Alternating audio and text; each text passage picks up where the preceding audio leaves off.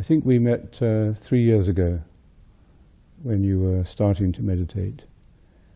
And I remember at that time you said that your motivation was to find serenity and peace. What is your practice now? Still only once a day, and that's at night before I turn in. Because I find that that's a restful period for me with the work behind me. And it helps me relax my mind and go to sleep. Mm-hmm. And how long do you meditate for? About 20 minutes, sometimes 25. I remember last time we met, we spoke about your morning meditation, and you were going to do a 10-minute morning meditation. Well, I never got around to doing it because I jump up at my emails. But now that I'm less concerned with government, I'm out of the cabinet, I think I'll try that. I'm going to be teaching some business students next year about meditation and its relationship to leadership. Could you share some thoughts with me about how you might think that a person who meditates would be a better leader? Could you see that connection through your own experience? Well, my own experience is when I'm stressed to make a decision, I stop and meditate first. And at the end of the meditation, if I'm still of the view that I should proceed, then I proceed. In other words, I still the mind for 20 minutes, and so far as you can still the mind. But the question is still going around in my mind. And after the meditation, I thought, well, that's enough of it. Let's make up our minds. So it gives you a kind of detachment from the emotional aspects of the decision. Yeah, very interesting. So would you do that during the day, or would you leave that till the evening? Oh, I do that during the day when I have problems to resolve and it's irritating me. I see. So you would just sort of interrupt the flow of the day and stop and meditate if you had a big problem to deal with? Well, Coxon has given me something which I put on my computer. 5 minutes, 10 minutes, 15, 20, 25, 30. So depending on the stress I'm feeling and how long I think I need to vegetate this problem in my mind whilst it is still, I choose the timing. So if it was a smaller problem, you'd maybe only take 5 minutes. Well, no, if it's so small a problem, I don't think I'll bother.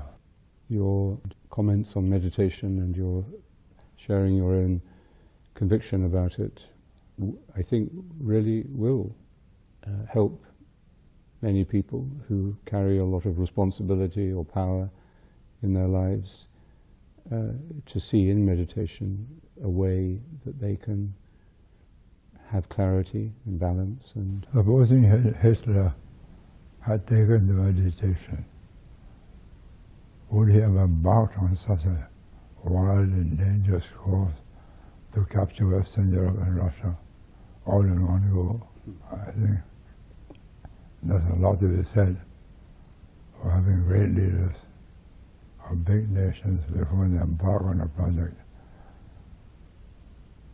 to sit down, not for a few minutes, but for a few hours each day, meditating on the wisdom of it all. Let's think this over for a few weeks. Let's meditate. Okay. So you would give that advice to world leaders today? Yes, I would, before they embark on any use of force. you think you could ever persuade world leaders when they come together for their summit meetings or important meetings together to begin their meetings with meditation? I think that they think it rather odd. Yes, I think they would. They've come to discuss serious problems, to get grievances resolved, and they're asking me to meditate. Okay, I think it would be difficult to persuade them, but would you advise them? Yes, I would advise them. But then they must have been convinced by their own experience of meditation. In your book, Hard Truths, you spoke about meditation in one section and said that you thought it would be a good thing to introduce it into schools. Yes. Could you say something about that, and would you recommend that to? First, the teacher must be in acceptance of the virtue and the value of it. I would have no doubts that with the proper teachers, you'll have a more orderly classroom. I should say a 10-15-minute meditation before lessons begin. Because we live in a very pluralist society, in any classroom today you're going to have children of different faiths or different faith traditions. They may not be practicing their faiths, but they've been formed by them. Would you agree that meditation has, in a pluralist society like ours, especially like Singapore, that meditation can help to unify a diverse group like that? It shows how intrinsically close to each other we are as human beings. The Buddhists practice it, the Muslims practice it, the Hindus practice it, the Christians practice it, the non-believers like me also practice it. It gives you a certain serenity after you have meditated, say, for 20-25 minutes. I find 10 minutes too short. Yes. Yes, we generally recommend 20 minutes as a minimum. But with children, we recommend 1 minute per year of their age. So if they're 5 years old, they meditate for 5 minutes. And usually they can meditate for longer, but... But how do you motivate the teachers unless they believe in it? Has meditation given you a sense of what the spiritual values of life mean? Well, I'm a non-spiritual person, so that's a wrong question to put to me. It's not so much the spiritual value, it is the value it has in helping me resolve problems. But undoubtedly, in the long run, it must alter a person's character. In what way? Making him realize that there's an inner self which is more important than the one who is thinking about himself. So that we have a true self as well as a sort of public self. Well, all of us have that, but not all of us have the realization that this is your true person. This is what you really are. And would you say that meditation has brought you to a better realization of your true self? Yes, I would say so. And you wouldn't call that a spiritual discovery? Because I'm not a spiritual person. I think in a way what you're describing is what I would call a spiritual experience or a spiritual discovery, not religious, but I would understand it as a spiritual one. But maybe I'm playing with words, but I think there's a difference between spiritual and religious. I haven't thought about that. I've always intertwined the two together. The first time we met, and I remember when I came to your hotel in London, do you remember? And I came in the morning and we talked for a few days. And I thought it was very interesting for me because you were not frightened of the religious background, but you focused, it seemed to me, very clearly on the spiritual content. So it always has seemed to me that your response to meditation has been, in a sense, spiritual, but without the religious context or content. I would agree with that. And I'd like to thank you for the way you have responded to this teaching on meditation and the conversations we've had over these years. They've been both enjoyable and instructive to me. Thank you very much. You have helped me. In meditation, we make a journey from the busy and sometimes overactive mind to a deeper center that we can call the heart, a place of serenity and light and peace. And this journey involves taking the attention off our thoughts, and to do that we have to have some help, some method, because we can't stop thinking by thinking. And this is why we say the mantra. We take a word and repeat the word gently but faithfully in the mind throughout the time of the meditation.